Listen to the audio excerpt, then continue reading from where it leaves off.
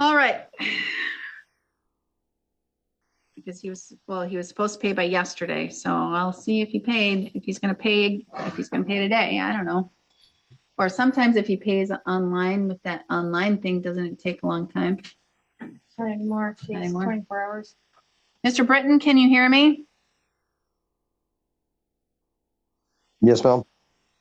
Mr. Britton, at the last hearing, you indicated that you wanted a court-appointed attorney, but you haven't paid the deposit, so I'm not going to give you an attorney. I understand that. My attorney, the one that they appointed me, was Gramstrup is his last name. Yep, I'm taking him off, though, unless you're going to pay for him yourself. I can't pay for him right now. That's why I was going to talk. He had told me to talk to y'all, but when we had the last court hearing, we didn't actually have time to talk. You were busy at the moment, so I didn't think anything of it. So I was waiting until today so I could see if I could. So I had a court hearing up in Barnes, Wisconsin. Well, not Barnes, but that's where I was living at. Anyways, they only do a payment plan, so I pay $100 every month to pay off the fines and fees and everything else for that case. I was seeing if I could do the same thing for this case. The tension is immediate as the judge calls out Lance Britton for failing to pay his $500 attorney deposit. You can feel the weight of the situation as Britton tries to explain his financial struggles, mentioning a previous payment plan from another case. The judge remains firm, drawing a clear line. No payment means no court-appointed lawyer. This opening perfectly sets up the central conflict. A man trying to navigate the legal system while facing financial hardship. The suspense builds as we wonder if Britton will find a way to secure a representation. That's what happens when you get an attorney bill, but I require a deposit. I require money down. So if $500 is too much, I can do that. But as of right now, Mr. Gramstrup's not appointed because I don't have a deposit. You may have talked to him, but that would have been a freebie because as my point of view, he's not your attorney. Yes, ma'am. Because you haven't made a deposit. We can talk about that later to see if I would take a lesser deposit, but I'm going to want to know if there is an offer and where we're going to go. And then we can talk about a deposit and I'll talk about that on the record and if there's something else that you can afford. But I'm going to call the case 19-CM02, State of Wisconsin versus Lance Britton. The state appears through District Attorney Kevin Schmidt in person. We have Lance Britton by video conferencing with approval of the court. It says he was to have Christopher Gramstrup as his counsel, as a court-appointed counsel. Mr. Britton was court ordered to pay a $500 deposit by January 13th to have Mr. Gramstrup appointed to that case. He has not paid that. Therefore, the court is not going to appoint Mr. Gramstrup, and he is not appointed to that matter. And so the court at this time is going to ask Mr. Schmidt if there is an offer on the case, and then I will proceed to see if you wish to continue to have a court-appointed attorney, and then we will discuss financial aspect of that further, Mr. Britton. But as of right now, I need to know where the case is going because I'm going to tell you the county's not going to pay for your representation. So, Mr. Schmidt, what is the offer? The offer in this case would be pleading to carrying concealed weapon for court costs, dismiss but read in everything else. All right. So the offer is plead to count 1, carry a concealed weapon, a misdemeanor for court cost, dismiss the other 2. And that's it. So that is the offer. So you know the offer. Are you still going to request an attorney or not? If that's the offer, no, ma'am, I request not to have an attorney. The prosecutor drops what seems like a straightforward plea deal. But nothing is simple in this courtroom drama. Britton faces an impossible choice: accept the deal immediately or continue fighting with limited resources. His hesitation is palpable as he processes the offer's implications. The judge's patience wears thin, demanding a decision, which only increases the pressure. That request for a private consultation with Gramstrup comes as a welcome relief, giving both Britton and viewers a moment to breathe. Well, Mr. Gramstrup is on here right now. I'll put him on and let him know what's going on, but I'm going to update him so he knows because he is a very good attorney, and I don't want him to think that he missed court. Mr. Gramstrup, I just updated Mr. Britton, and I'll update you. Because he hasn't paid the deposit, you are not his attorney. I have not court appointed you because he did not pay. And so you are not his attorney. You can sit there and you can listen at this point. But right now, I did have Mr. Schmidt present the offer to Mr. Britton to see where this case was going. And then I was going to ask Mr. Britton if he still wanted an attorney. And then I was going to get to the financial aspect of what, whether or not, which deposit, et cetera, to where we would go, because he would need to have a court-appointed attorney because I stated that the county's not going to pay for his representation, obviously. Need to ensure that it's going to be paid back. So Mr. Schmidt indicated that the offer was plead to count 1 for costs. And so I want to make sure if Mr. Britton would like to have an attorney, he has $300 down right now from his warrant, but I'm not certain if he wishes to accept that offer or if he wishes to continue to have an attorney. And Mr. Britton, I'm willing to accept a lower deposit if you wish to have Mr. Gramstrup, if that's something that you are looking at doing. I don't want to put you in the corner, but the county can't front your legal bill.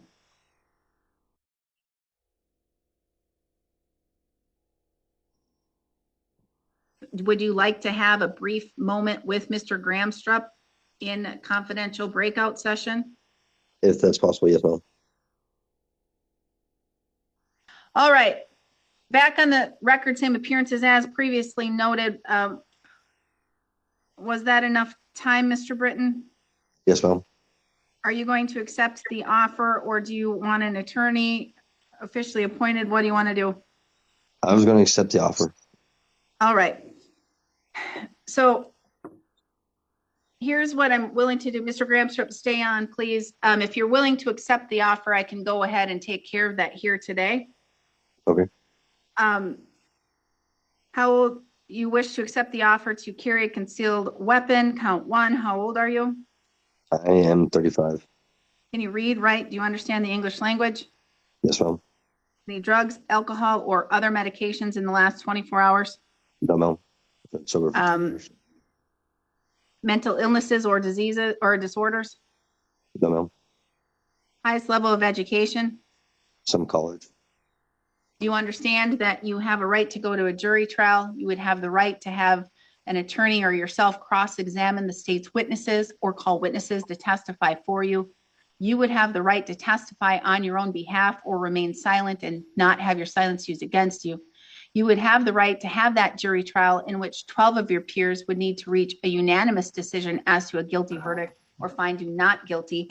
And you would also have the right to have the state prove your guilt beyond a reasonable doubt. Do you understand all those rights you're giving up here today? Yes, ma'am. All right. So do you understand that if you're not a citizen of the United States, your plea could result in your deportation? Yes, ma'am.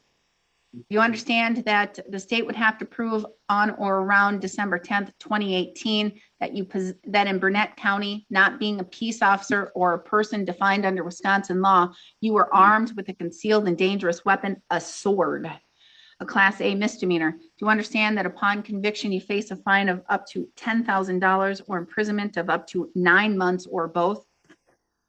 Yes, ma'am. Do you understand that the offer here is a recommendation for court costs only, which would be $443?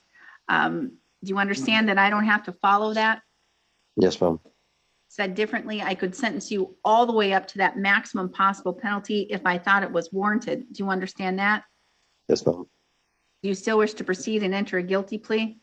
Yes, ma'am. Are you admitting here today that you in fact did possess a sword? I'm not trying to be rude or anything. It was a machete, but yes. Oh, okay. Well, they identified it wrong, but it was a big old piece of metal that could cause a lot of damage, right? Yes, ma'am. All right. So, so you did possess that at that time. Okay. Yes, So, has anyone made any threats or any promises to you for you to plead guilty to this charge?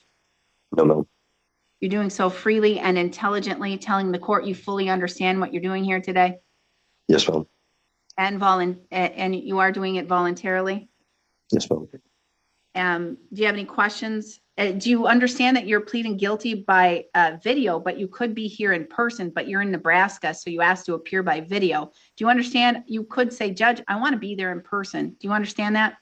Yes, ma'am. I understand. And so you're okay with appearing by video?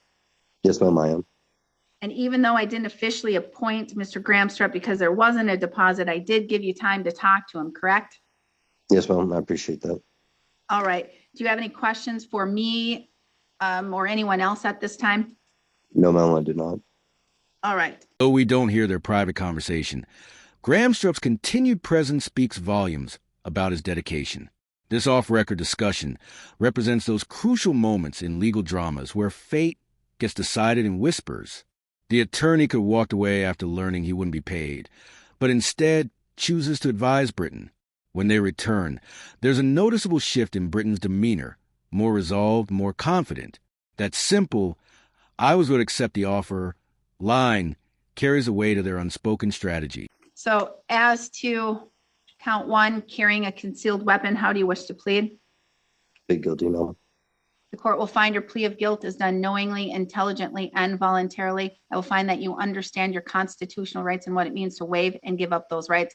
I will find a factual basis to accept your plea of guilt. Based on that, I will find you guilty of count one. As to count 2 and 3, I will dismiss and read them in for purposes of sentencing. A judgment of conviction will be entered today.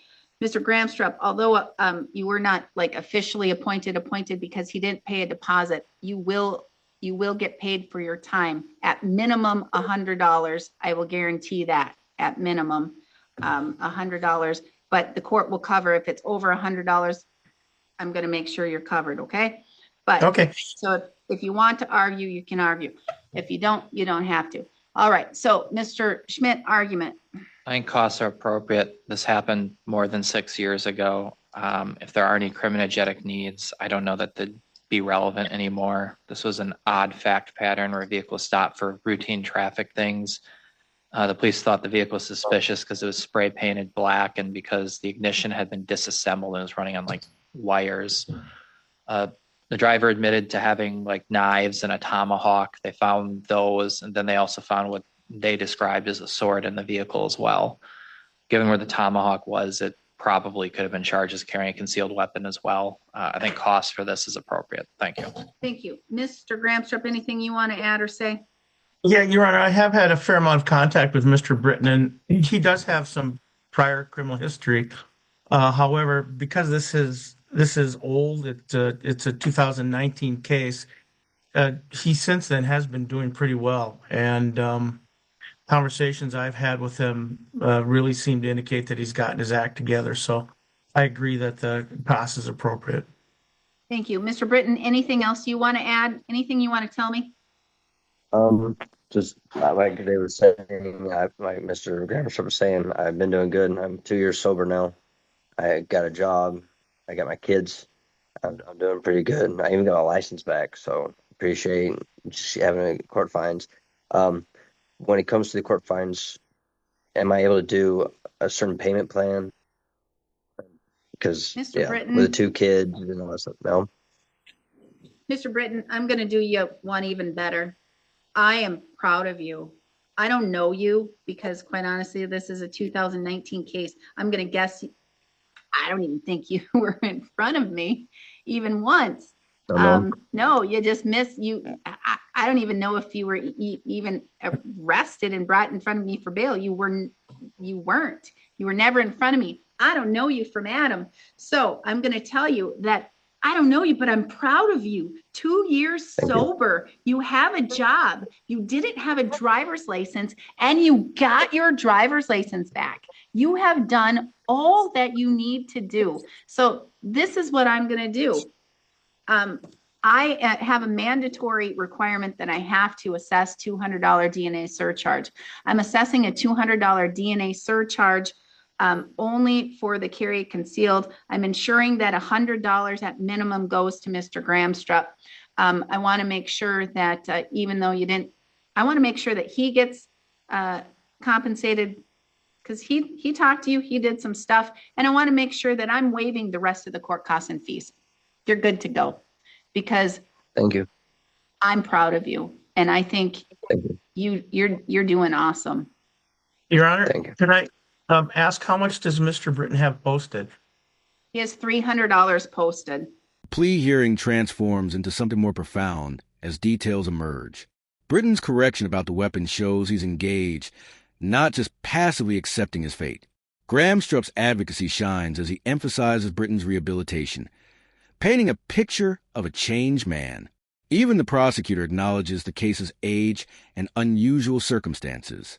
You can almost see the judge's perspective shifting as she listens to these arguments, making us wonder which way she'll lean in sentencing. Okay, I can tell the court that my bill would be substantially over $100, but I'll follow suit and I'm just going to bill him. I'll just bill $100, so he's not going to owe the county any more in additional funds.